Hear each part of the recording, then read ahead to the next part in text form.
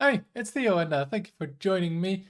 Today we will be going over the best decks since the mini set. Now, this is a little bit later than usual because I was doing the Hearthcraft event in France. This video is also going to be slightly different because the mini set has been such a big success that almost every deck got a completely new deck to play. So almost every deck here has like 10 or more new cards. So that means that, yeah, I'll be having a deck for every class that is new for you to try out. So no old decks like Dunga, Druid, Weapon Rogue. You probably know the deck list already, so that wouldn't help much right now, but just a new list for every class. So let's get started with one of the most popular ones right now, and one of the best ones, which is the Terran Shaman. And yeah, this is playing pretty much all the new cards. Let's just go over them quickly. So we've got Lock On. Yeah, really nice to combine with the Missile Pot here to just play a big minion, get a starship piece and make your starship cheaper to launch, because 5 mana in a deck like this can be pretty expensive. Also because this deck is basically like an evolution of the previous like Swarm Shaman, which was the best deck before. So yeah, with the Terran cards it got even better. Also got the SCV, I mean 1 cost that cheats 2 mana and has good stats. Yeah, really nice. Of course, the neutral cards with the Starport is also insane. The Liftoff, yeah, both just really strong cards overall. I've got the Siege Tank. It's not amazing, but yeah, you can push a bit of damage once you've launched the Starship. And of course, as the last card, we've got the Jim Raynor, the hero card, relaunching all those Starships that you've made. And yeah, it's really strong hero power. Not really that amazing, because yeah, if you stick a board, usually you're already winning, but it's mostly about that really strong Battle Cry getting all your Starships back again. And the second deck we have, and probably the deck you face the most on ladder, is the Zerg Death Knight. Now, there's a bunch of different versions of the Death Knight. You got Rainbow, you've got even Full Unholy, you got even some Blood versions. But yeah, overall, I think the Frost one is the best because of one card, and that is the Horn of Winter. It just lets you do the combos way earlier. The combo, of course, is with the new Infestor card. This is what basically the whole deck is about. So with that, it's way easier to get this online earlier and spread the infestations. And well, of course, the whole deck is about the Infestor. It does need all the other Zerg cards to actually work. So what we got first of all is the Baneling Barrage, a really strong yeah, board clear in an aggressive deck like that. It's just really powerful, especially later in the game. It's really hard for the opponent to build the board when one of these is on the board. It also works really well, of course, with the spawning pool Death Rattle. Not only just do you get 2 Zerglings, which is really good, you get a few Zerg minions rush if use the second charge, and yeah, that is amazing with many of the cards. We've got the Zerglings, like we mentioned, just the good minions, especially when they get buffed, really cheap. We've got the Brood Queens, and yeah, these get you a Larva, which gets you a random Zerg minion every turn. And turns out pretty much every Zerg minion is really strong, so yeah, it's a really strong effect. Then we also got the Nidus Worm. Yeah, I mean, an Arcane Intellect that tutors and that cheats 2 mana. What's not to like? Then we also got the Viper in this deck. Yeah, just killing opponents' Windfall potentially. But maybe sometimes even more important is just giving your Zerg minions Reborn. That makes it really difficult for like classes with board clear to actually deal with your board. And also, yeah, those Reborn minions, of course, get the buff from the Infestor. So they don't just die to any damage, but they just can be really strong by themselves. Also, this list is running the Yelling Yodeler because yeah, you got that Horn of Winter, so it's easier to maybe get some Death Rattles on board early. And like I said before, this whole deck is about the Infestor Death Rattle, so yeah, why not play Yodeler to get even more value out of that Death Rattle. Then we got probably the strongest hero card of the set, and no, you cannot play the Mage even though it says that here. And yeah, this one, just really good battle cry, and just really good hero power, especially with a deck full of these Zerg minions. Yeah, it's not rare for it to do 10 damage. I mean, 2 mana deal 10 on a hero power. That's pretty good. And the last card we got is Reska. And yeah, this is the reason why we want to play at least 1 Frost and 1 Unholy Rune, is because this card is so insanely powerful. With all the tokens you got, the Reborn, it's really easy to bring this down to 0. And then yeah, this is also Death Rattle you can spread. So yeah, maybe your opponent builds a big board. Well, you can just take it with this combination with stuff like Death Growl or the Yelling Yodeler. And then the third deck we have here is the Hero Power Druid. Now, it's not running too many new cards, but yeah, one of those new cards basically is what makes this deck work. That card is Artanis. There was recently a bug fix for this card, and that's why it's now getting played and we didn't see play before. So it's actually a pretty new deck in that way. And that's because Twin Blades now works with the attack power buff from the Groovy Cat. So yeah, when you get this up to like, let's say 5 damage, right? That is just 10 damage overall for just the hero power. And then with multiple ways to upgrade it, cards like Sing-Along Buddy, yeah, you get a lot of extra attack buffs in one turn. And then you also get the Leroy here to just have that charge minion. So yeah, if you have it 5 damage and then you double up with this one, you just have 26 damage in a turn. And yeah, that's pretty good, especially for a hero power deck, because yeah, with those hero powers dealing 5 damage by themselves, you already probably push some damage, and that makes it really strong. And the new cards here we have are just, besides Artanis, Chrono Boost and Construct Pylons, because, well, Chrono Boost tutors your win condition, so that's what you want. And yeah, the Construct Pylons just lets you play it for last. Then as fourth deck we have this Hunter deck, a Discover Zerg Hunter. So it's a bit of a mix of the previous Discover Hunter we've had and just the Zerg stuff. Now, one of the big new things about this deck is not necessarily the new Zerg cards, although they do help with it, and that's the reason it's getting played now, but it's the Seaside Giant. And yeah, this card has kind of come back because of that Spalding Pool. And yeah, it's really good in this deck because you can bring it down super quickly with just 2 locations with the Spawning Pool and the Parrot Sanctuary. Because you get Spawning Pool on 1 and the Parrot Sanctuary on 2, you can already have a Giant down on turn 3. Because this Parrot Sanctuary just refreshes with those Zerglings, so it's a really strong synergy between them. Also, the Hunter-specific Zerg card is the Hydralisk. While there aren't too many Zerg cards in this deck, yeah, all you need is a few Zerglings to make this work. Playing that with this one, it can be a ton of damage, especially in a deck like this that usually didn't have too much damage before the patch. And yeah, besides that, just the usual Nidus Worm and Carrion cards, just two really strong cards that make the Zerg decks work. That's why I play it here as well. Then as the Warlock deck, we have a deck that I think very few people saw coming, and it's a locations Warlock deck. And that's because it's running 8 locations. So sometimes, yeah, your board can just get filled with locations with this deck. The locations are, of course, the Spawning Pool. It is a Zerg deck. We've got the Ultralisk Caverns. And while this cavern isn't very good by itself, it's really good with another new card that we have is the Consume, a very cheap heal, which is usually what you want as Warlock, and it gets that 8/8 out quicker. And because you get that 8/8 out pretty quickly with this one and the Consume, it also makes the Fortune Wheels better because you get a nice 8/8, and then you can play copy that on like turn 5 already. And because it's playing so many locations, another card this Fortune Wheels can copy is, of course, the Seaside Giant. Just like with Hunter, cheap locations, and there's a bunch of them, makes it really easy to bring this down to 0, and that's kind of where the early mid-game strength of this deck lies.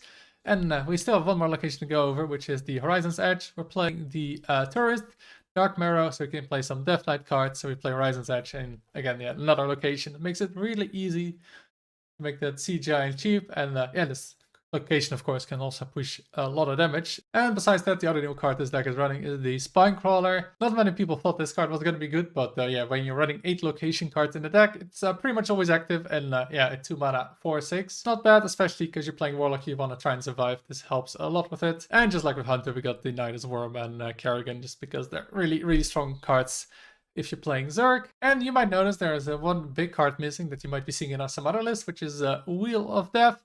And that's because I think Wheel of Death is basically only useful in like one matchup right now, which is the Warrior matchup. If you're facing that one, especially the very slow builds with hydration stations that don't really kill you, then you could maybe add it in like your ETC.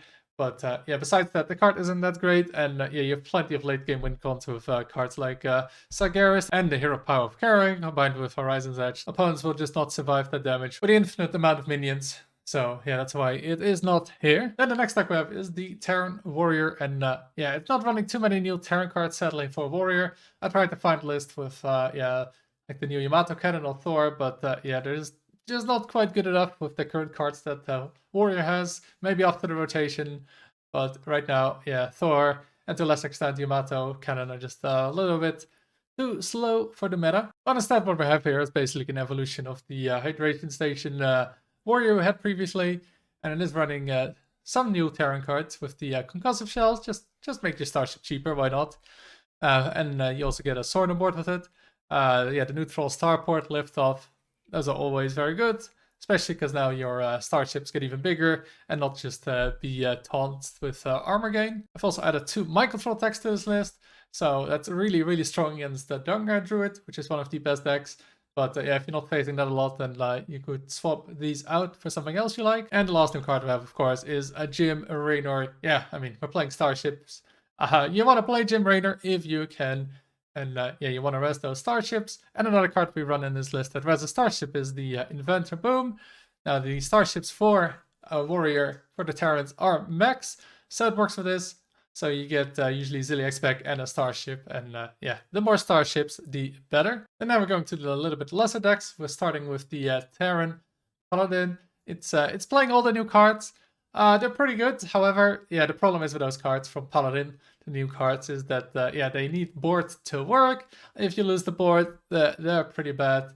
Yeah, those cards, the new cards are the Hellion, which is really good once you transform it after playing a starship, because yeah, when you have board, then this is a big buff for all the minions to push the damage, and when you don't have board, then it's great to gain the board back, because it lets all your small starship pieces just suddenly have 4 attack and be able to trade into the opponent's minions. Now, another new card we have for the Paladin is the Salvage the Bunker. Just like the other starship decks for Terran, is the card that reduces your next starship by 2, and this one summons 2 Marines. And we of course have the Liftoff. And then the other Paladin-only Terran card, Ultra Capacitor. And yeah, again, this works with all the minions you want to play, right? Just a bunch of small minions, and then this is one big minion, just like Frostwolf Warlord used to be. Besides that, is just running the usual neutral Terran cards with SCV, Starport, Liftoff, and Jim Raynor. And last thing I want to point out is, of course, we got the Buffs Crusader or Flash Shield. That just works with this deck, because again, you wanna go wide and buff those minions. And yeah, that's what those cards help with. And the next and last Zerg deck we have here is the Demon Hunter. Definitely not as good as the other Zerg decks, but you can still make it work, and it's kind of an evolution of the previous Attack Demon Hunter, although I think you can still play that deck as well. And what new cards is this running? First of all, we got the Creep 2 Mars, all your Zerg minions have +1 attack and rush, and that works pretty well with the other new card, which is the Mutalisk, which yeah, really needs rush to work. Then you get to end the kill 1 or 2 minions, and then also push well, with Creep Tumor, at least 6 face damage. So yeah, that's pretty nice, clearing board and pushing damage. Other than that, yeah, this deck just tries to get board early with the usual the 1-drops here. Now with the Zerglings added as well. And then just start pushing damage very quickly. This deck has a ton of burst damage from hand. And yeah, even more now with the new cards, especially with the Kerrigan, where you can just keep pushing damage over and over. And then we're getting to the worst new decks, and yeah, sadly they're all the Protoss decks. First of all, we're starting with the Rogue Protoss deck, the Archon deck. What you want to try and do is, of course, get a bunch of Archons. If you don't know what an Archon is, it's when a Templar merges with another Templar, so it can be 2 Dark Templars, 2 High Templars, or 1 of each. And then you get an Archon, which you can see here, deals 8 face damage and 2 AoE to the board. So pretty good by itself, but yeah, one of them doesn't quite win the game. So yeah, as Rogue, of course, you want to copy that with the Sonya and the Cover Artist, so you get a bunch of them on board. And then yeah, usually if you get 3-4 of them, that's enough to kill the opponent. And then what we're playing with it to enable that is the all the Protoss cards, of course. We're running the Rogue only Blink, so yeah, either that makes the new Void Ray cost 0 with a photon cannon charge, or just make the Templars easier to combo. Again, we got that photon cannon, so yeah, just deal 3, but usually yeah, you do want to discount those Protoss minions, so you do want to kill a minion with it. Got the Void Ray just so we have something to do in the mid game, and yeah, try and not die, because this deck doesn't have too much removal. Of course, running the Artanis, because yeah, that's just what Protoss decks do, and yeah, you want that discount for your Templars. And then we're running 2 Templars. They're not the best cards by themselves. They're really there just to combo, but yeah, don't be afraid to use 1 or 2 of them just to stay alive while you work towards that combo of getting those Archons copied with Sonya and Cover Artist. And then the second Protoss deck we have here is a big favorite of many, and I've enjoyed playing this myself as well, which is the Protoss Priest. Now you'll see this deck, yeah, it's not running a lot of expensive cards, because that's just a little too slow in this meta. And yeah, what Priest is really lacking is that early game. So to counter that, this deck just tries to run the early game minions itself, so you can contest the board with those, and yeah, you don't need the board clears. Now, this is a popular list with high win rate, but one change I'd probably make is get a second creation protocol instead of the bird watching. Bird watching, I'd say, yeah, not that amazing in this deck. There's not any great synergies you have with it. I'd rather maybe get creation protocol with a chance to get the 2 extra minions for the late game. Now, the Protoss cards the deck is running is, of course, the Hallucination to start with. Summon a copy of a friendly Protoss minion, and I mean, copying minions has always been strong, and this one can do it for just 1 mana. Yeah, it's very limited though, of course, 2 Protoss minions, but also don't be afraid to use this on any Protoss minion, basically. It can work on any of them. It can work on the Sentry, just to make your all your Protoss minions cheaper early on. You can use it on the Void Ray to contest the board better. You can use it on the Chargers from Chrono Boost and Artanis just to push some damage. Or use it on the Mothership, of course, for even more value. But often you already get too much value with the Mothership that you don't necessarily have to do that. And yeah, as already mentioned, cards for Priest specifically are the Hallucination and the Sentry. And yeah, this card is pretty important. Don't be afraid to copy this early on. Because yeah, it might not be as strong early on, but yeah, once you get to Mothership, you're really happy if you get a bunch of discounts with these sentries, because this makes it much easier to play that Mothership and immediately play 1 or 2 of the cards you get of it, instead of just playing a 10-10 and that's it. And of course, the big minion in Protoss Priest is the Mothership, and yeah, that's what this deck is all about. And this one can be pretty amazing. Pretty much all the Protoss minions are good, especially in Priest, because you can copy them. So yeah, maybe like 1 Templar like you saw with the Rogue. Yeah, it's not that good, but you're playing Priest, so it's very easy to get multiple of them. Just remember, you can't use it with Hallucination if you get Templar, because you actually have to play the second Templar to make it work. So 2 on board don't necessarily work to combine into an Archon. But what does work, of course, is once you get the Archon, then you can copy it with Hallucination, with Hamilthul, or with Power Chord Synchronizer. Remember, it's also a Protoss minion, so it still gets discounted, the Archon, by stuff like Sentry, Photon Cannon, and Artanis. And then the last deck we have is the Protoss Mage, one of my favorites, maybe even favorite deck so far. And sadly, the win rate, not spectacular. But yeah, this is the deck I played this weekend at the Hearthcraft event, and we won the tournament with it. And this won all the games for me. I was playing 1 card different, though. I was playing Ryla instead of Viper, but yeah, on the ladder you can actually face some Weapon Rogues, and you want that card, but yeah, in the tournament we could not face Weapon Rogue. Now this deck has a bunch of cool combos. First of all, we got the Hollow Technician with the Seabreeze Chalice. Yeah, those are not the new cards, but yeah, with the nerf to Seabreeze Chalice, it's actually a buff to this combination, because it guarantees you to clear only minions with it, and that's really strong, because yeah, this deck doesn't really have board clears otherwise, and yeah, it still clears big Zerglings from the Zerg decks, even if they're 10-10s. Yeah, they'll still die to this removal, even though they might not die to most other removal cards. And of course, the main thing this deck wants to do is buff that Colossus we got here, just get that to much damage as possible. Then this wins the game. The other cards generally, yeah, they don't really win the game. You really need that Colossus as a finisher. And yeah, this damage can get pretty high. I've had up to 30 damage total, so 15 damage twice with this card. But yeah, you don't have to get there, right? Like most decks, they don't have more than 30 health, they don't have much healing or armor gain, so don't be too greedy with it, because it's also a board clear, right? So it can be really good with that. And how you buff this one is, of course, those Protoss spells you're running. We got Chrono Boost, yeah, every Protoss deck runs this. We've got the Resonance Coil, really nice to clear some 5 health minions, like the Brood Mother from the Zerg decks. And yeah, most Protoss spells are pretty good, so you're really not happy with the card that you get of it. And then we got the Shield Battery. That's really amazing. It's not only basically 0 mana, gain 6 armor, but you can also set up this early on to play other cards earlier, such as Shield Battery on 2, and then you can play the Chrono Boost on 3 already, or even with Coin on 2. So it's really nice, because yeah, it saves that discount. And the last new Protoss card for playing is the Warp Gate. Not really seeing it too much in the other decks, but yeah, I think one of in this deck is kind of fine, because yeah, you do want to get that Colossus out early, and yeah, if you don't get Artanis, it can be pretty hard to get it out when you want to.